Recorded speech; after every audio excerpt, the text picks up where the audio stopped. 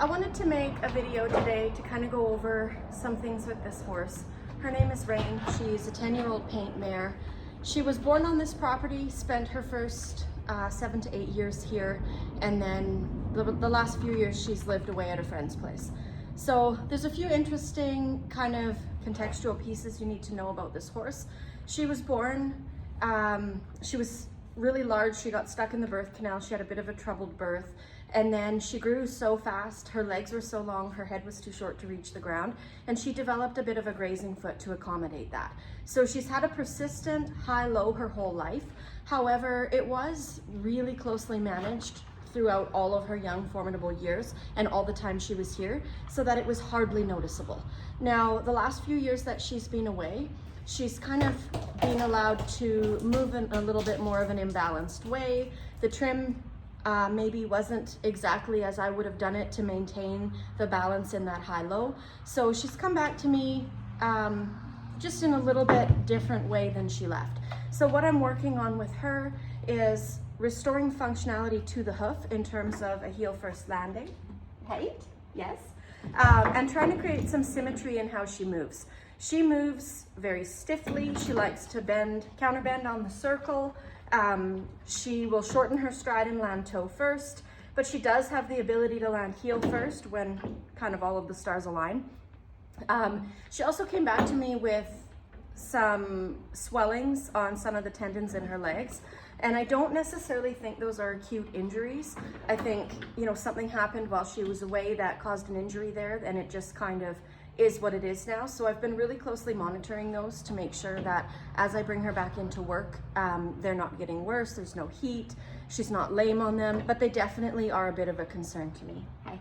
So she's really your everyday horse. You know, she wasn't born with perfect conformation, she didn't have the perfect physical beginning, but we're making the best of it. And as she comes back, I'm just trying to approach her with new eyes and kind of see what we have going on in the moment and what we need to do from a hoof care perspective to work within kind of what we have going on. So for me, priorities are always, function of the hoof. I want her to be comfortable on her feet. That's a big deal. But I also want to make sure that biomechanically she's using her body in a way that's conducive to long-term soundness and health. So for me, I'm really looking at releasing that mental tension that is causing a lot of physical limitation with her and allowing her to move her body in a way that will actually maximize hoof health. And this is why for me, I really have to take a whole horse approach, and why I wanted to do kind of a more in-depth video on her. Interestingly, I posted a couple reels of just quick little videos of her feet when she came back to me, and the comments were quite interesting. A lot of people making assumptions and trimming plans based on, in my opinion, not enough information. And what I was trying to show in those videos wasn't really how to trim this foot or what my trim plan was, but it was more of what questions should we be asking when we formulate that trimming plan. So I'm really excited to go through that and kind of see where we end up. I think that'll be really helpful. All right, so I want to get into assessment kind of this foot. I want to assess the horse, but I obviously need to assess the foot. So this is her high foot, and I typically like to start with the high foot in a high-low scenario because I want to bring the heels down as low as I can, obviously without causing injury or risk to the horse, but within the confines of what the hoof will allow me to do, so that I can attempt to build some symmetry between the 2 feet. Now, this horse was trimmed a month and a half ago, or maybe about 5 weeks ago. She was actually wearing Easy Care 1 glue-ons with a wedge in the low foot and super soft packing. I pulled those off yesterday, and I am going to be reapplying those 1 shoes with the wedge in the low and the packing, but I'm going to do it with 11 finger tabs. Easy. So my trim is going to be a little bit different than a typical barefoot trim. Hey, can you please put your foot down? No, you're going to be difficult. She's a little bit bothered this morning. She's alone in the barn, and since coming back to my place, she's a little bit herd bound. We all know how frustrating that can be to deal with. So she'll have a buddy here in a second, and hopefully that'll make her more compliant for my video. It gets a little bit hard to separate the horse training from the trimming at times. Hey, do you mind? I do not mind. Hey, come here. Yeah, you got this, I promise.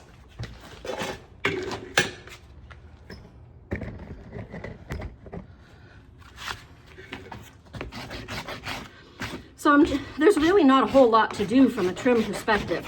I'm just kind of flattening things up, bringing those heels down just a touch. They grew enough that I could bring them down about 1/8 of an inch, and the medial heel was just a tiny bit high.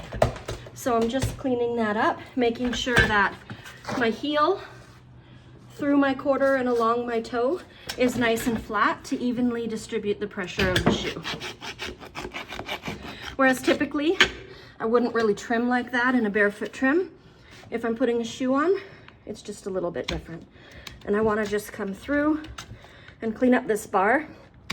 When she came back, her bar was very overgrown, folding over her sole, and she had kind of some separation and abscessing under them, and you can see the residuals of that growing out. To me, when I look at this foot, I mean, obviously there's a lot of different things. There's obviously a lot of different pieces going on. I mean, we have narrow contracted heels. We have kind of what I'd call a sad little narrow frog. We've got these little bar pockets. There's all kinds of things. But to me, what I really want to look at is kind of the whole picture, not each of these pieces in isolation. What I thought was super interesting in the reels that I posted about this horse when she first came back is everybody was concerned, or a lot of people were concerned and commenting on the thrush. And I think it's really important to differentiate between a symptom and a cause. And so as long as a horse has little narrow contracted heels and is landing toe first, they are always going to have a weak looking and potentially thrushy looking frog. Because the frog and the digital cushion are built through stimulation, they really need that impact to be strong and robust looking. I'm just gonna give her a second. Good job. Okay, you got a friend. You need to be good now. Good girl, come. There you go.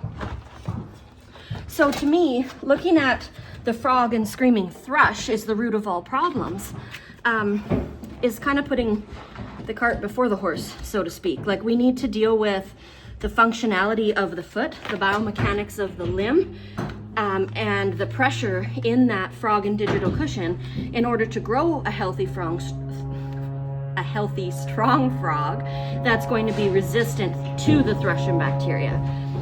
So, I mean, I'm definitely going to treat this frog, put some Artemud under my shoe, and be very aware of what's going on. I still want to treat the symptoms. I don't want to ignore them, but I do just want to look at the causation of what's going on and not simply, you know, the symptom as the root cause. So from a trim perspective, there really wasn't a whole lot to do to this foot. I just kind of gave it a little cleanup. Just want to assess that heel balance one more time. She's just a touch high on the medial side. Kind of not even in the heel really, just through the quarter. And there's one tiny ridge in front of my heel on the lateral side. I'm just gonna take down. And now from the top, when I removed her shoes, I actually had used my Buffy to take off all of the glue residue. And so while I was there, here, I actually did remove a little bit of the flare with my Buffy as well. So I actually don't really have anything to do from the top here. I'm pretty much ready to apply my shoe. So we'll do the other front first. And that'll be her low foot. So let's kind of skirt over here and see what we've got going on this low foot. Now, typically, I will treat a low foot in a couple different ways.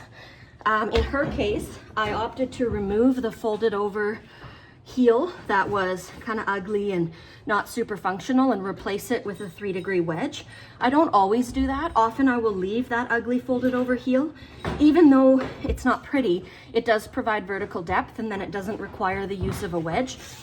But in her case, and because I was putting a composite shoe on her anyway, I did opt to bring that heel down and clean things up just a little bit. And so again, there's really not a whole lot of growth here on the bottom. So what I'm really aiming for is I'm just kind of touching it with my rasp to make sure that it's nice and flat and going to evenly distribute the pressure under my shoe. The medial heel is just a touch high. So obviously if I have to use a wedge to wedge up the back of the foot, I want to be really mindful how much vertical height I'm taking off of that, because then I'm just creating the necessity for that wedge. I want to allow this heel to come in, but I want it to come in a more vertical fashion. Now I'm just cleaning up this bar here. There's very little concavity and vertical depth in this foot. And there is definitely a little gross pocket under that frog. Now, again, if I were to completely dig into that pocket and remove all of what, kind of appears as dirt and grossness, I might risk thinning that sole and that bar and creating a sensitive place. So in this particular scenario, I'm gonna opt to leave just a little bit there, and I'll keep working at it at each reset, as opposed to completely digging it out. There's always a time and a place, and if it were kind of oozing anything or abscess-like, I might change my plan. But in this particular case, I'm gonna leave it as is. Same with this side here. This frog is kind of pancaked. It's really quite squished and compressed. I'm just gonna open up the collateral grooves a little bit. Easy, easy. Good job. And then just one little bit in that center sulcus to clean it out. And so again, let's talk about thrush just for a second. This foot to me, this does not look like a thrushy foot. It's a weak frog and a weak digital cushion and a contracted heel. It's not the most beautiful foot I've ever seen. But when I look at this center sulcus, there really is no super deep crack. And I know one of the things that people were saying about the thrush. Hang on, let's just fix her here. One of the things that people were saying about the thrush, or were concerned about, and we'll see if we can get it on video here, is how tightly that heel is kind of pushed together, giving you the illusion of a super tight crack up the back here. But again, as long as this horse has contracted heels, she is going to have that little groove up the back of her frog, because the heels are actually folded in and squished together, and they're creating that little pocket. But it is surface deep. It's not going up into the hairline. It is literally a symptom of these heel bulbs being contracted and squished together. As we promote a healthier heel first landing, those heels are going to open up, and that crack is going to start to come open just a little bit more. So again, we need to look at things kind of from a cause and symptom perspective. This is a symptom. It's a symptom of a toe first landing and not enough stimulation in the back of the foot. And so that's what I'm looking to correct. Is it thrushy? Sure, there's a little bit of thrush in there. Am I going to treat it? Absolutely. But is it my number one primary concern? Is it the root of all evil that caused this foot to look like this in the first place? Not in this case, it's not. Now we'll just look at the front of this one as well. Again, when I pulled that shoe, we buffied off the glue and pretty much most of the excess flare. So we'll just kind of have a quick look here. I don't think there's really a whole lot going on. I'm actually pretty happy with that. I might just set the shoe where I want it.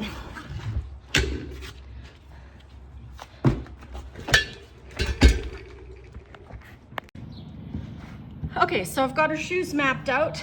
The one that's going on the high, it's got a little bit of a wedge in there, you can see, and I've just kind of tapered it. The Easy Shoe 1 is kind of my preference.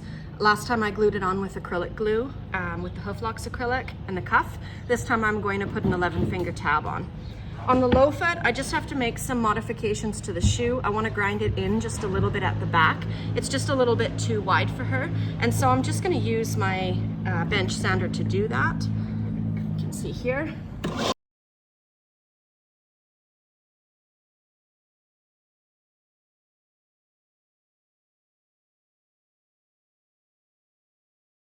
Okay, so something like that. This shoe is a pretty accurate depiction of her contracted heels and a little bit of asymmetry that she's got going on in her hoof capsule. But I much prefer to customize the shoe to fit the foot than to try to force the foot into a shape that it's really not meant to be in right now. All right, so I'm just going to weld my 11 finger tabs on. Now I've got my high and my low shoe, it doesn't really matter. In the strips of 11 finger tabs, you've got some taller ones in the center and some shorter ones on the side. I'm going to opt to use the taller ones on this foot with the wedge and the lower ones on the low shoe that's just normal height. I probably don't need to be that particular, but that's just kind of how I'm going to do it. And I've had my heat gun warming up here. I've also got my HVAC system on. Again, I know I've done a couple videos on this, but while we're welding these shoes and tabs, it doesn't necessarily produce, you know, fumes that we can smell. It obviously does if there's excess super glue there, which is really not good to be breathing in. But even just the chemicals that come off of this urethane as we melt them are not really very good for us to be breathing in. So we've designed a bit of an HVAC system, and I've got this little fan here to take the fumes out the other side of the barn so we're not constantly breathing these in. You know, I think if you do this just once in a while for your own horse, it's maybe less of a big deal. But for me, I'm doing this multiple times a day, every day, and I just don't want to be exposed to that kind of level of fumes. Now I do my welding on my Duplo welding table, as you can see here. It's super convenient. It holds the heat gun underneath, and the heat comes out of this little curved nozzle. I've got the little runner to run my 11 finger tab along, or whatever I'm welding on, and the bearing here that kind of rolls it all through, so it's super easy to do. I'll let that sit just a little bit. I was talking too much.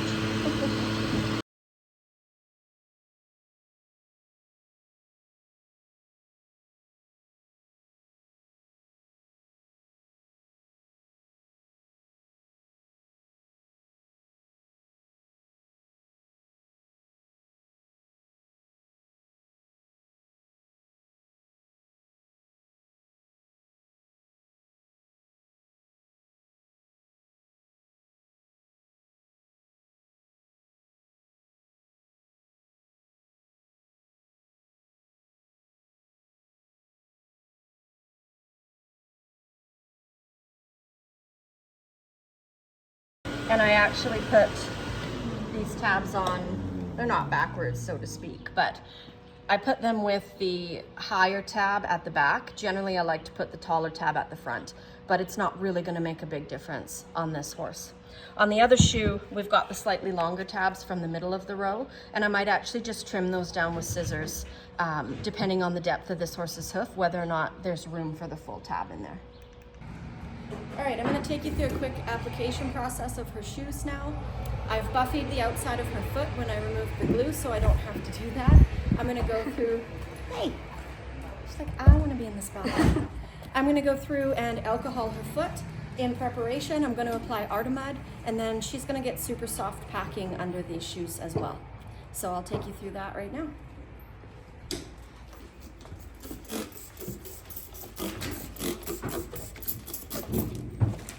Just a quick wipe to kind of wipe off any dust or oils from my hands.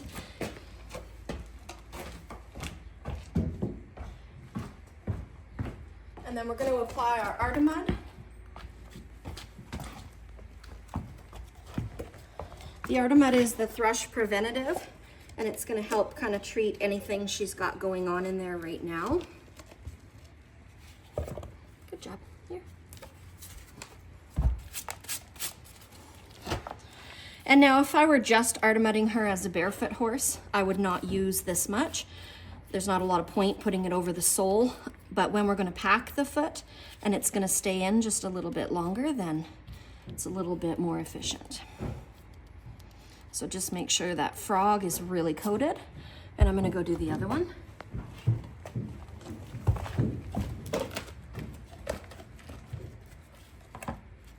Good job. Here you go. Nice work.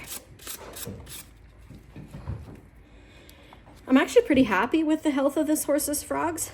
I mean, I know if you were comparing them to like a wild Mustang or something drafty or draft cross. They're not a particularly beautiful looking frog, but comparing them to where this horse's frogs were several years ago, they actually are doing pretty good. All right. In preparation for our shoe, I need to make sure I've got my shoe ready. I've got my plastic wrap. I can find the end, kind of get everything set up. Now I need to mix up my dim. I'm not really on the clock until I start mixing this super soft packing. As soon as that comes together, it's gonna start its cure time, and I need to keep moving.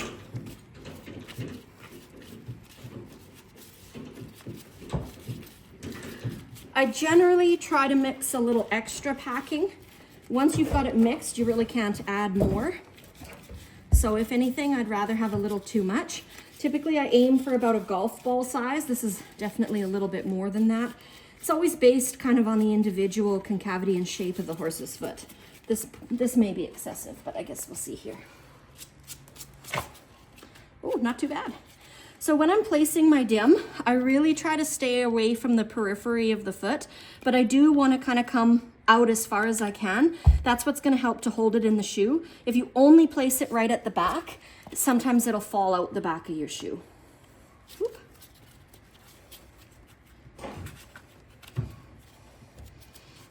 So we'll just place the shoe where I want it. Make sure I have the breakover I need. Put that foot down real nice. Awesome. And we'll get it glued as quick as we can so that she doesn't move and kind of disrupt everything. I like to do my inside tabs first, just because they're typically the harder ones to reach. And you can see I use a lot of glue. The glue is probably the cheapest part of this whole process. I don't mind wasting a little bit. And like the dim, you can't put more in once you've glued it. Now this plastic wrap, I want to wrap as tight as I possibly can. It's a little harder when the roll is new like this to get that tension. When in doubt, wrap more. All right, and so I'm just gonna get set up here for the other side. I somehow managed to get dim on that shoe. Now I know this is her low foot. It's gonna have less concavity and less capacity for dim. So I did attempt to mix just a little bit less. What I had on that other foot was actually perfect. Once she weighted it, just a little tiny bit of excess squished out the back by the frog, which is kind of what I'm looking for. I really don't want to waste it. All right, so this is where things start to get a bit dicey. If I'm not quick, this packing is gonna set in my hand. So you really need horses that behave well. Okay, way too much packing here. See all of that? Now I'm gonna just take it out the back and get rid of it. If I leave that in there, it could squish out the sides of the sole up the side of the wall and under my tabs, and I most definitely don't want that to happen. This is her low foot, so I want you to notice how far back I'm setting this shoe, plus the breakover I put into the shoe. That is really important to me. Some people might look at that and think, oh, she placed the shoe incorrectly, but that is actually intentional because I really want to make sure that breakover on that long forward foot is back where it needs to be.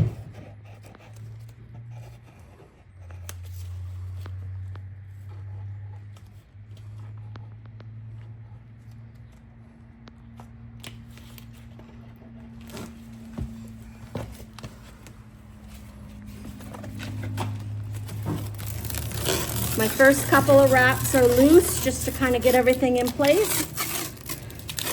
And then we start tensioning it. And I kind of go in an up and down motion, a bit of an X, just to make sure that the tension is uniform throughout the tabs. And we'll just let that dry. Got to be real careful as you're pulling this plastic wrap off. Once you get to the inner layers, it'll be covered in glue, so you want to make sure you've got your gloves on. You also want to watch the fumes that waft up, that you're not breathing them in. Any excess packing that came out the back, you can just remove. And then I'm going to want to seal the outside of these tabs. I typically just throw a bead around the top, and then I use my gloved hand to kind of smooth the glue around the edges of all my tabs and anywhere that I buffied. And then I'll use my activator spray, which just cures it instantly. Super helpful. It just kind of takes that few seconds away so that the horse doesn't get a bunch of debris or dirt or hay stuck to your foot. We'll do the same thing with this one. Good job.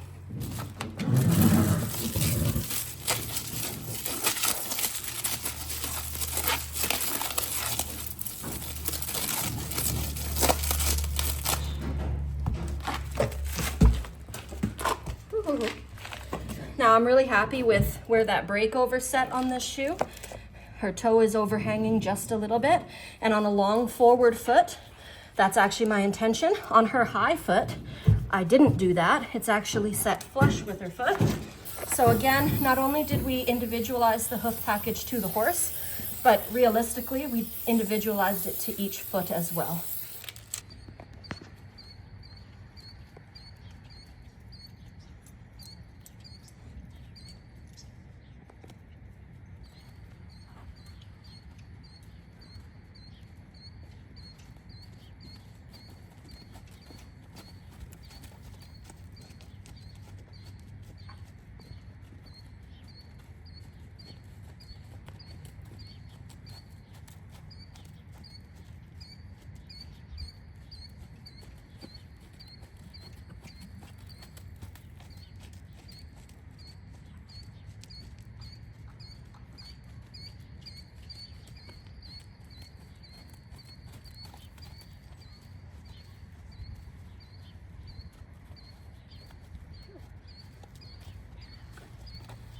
So I'm pretty happy with her movement. I mean, it wasn't perfect before, it's not perfect now, it probably never will be, but it is definitely improved, and it's pretty functional for this mare with where she's at right now in her journey.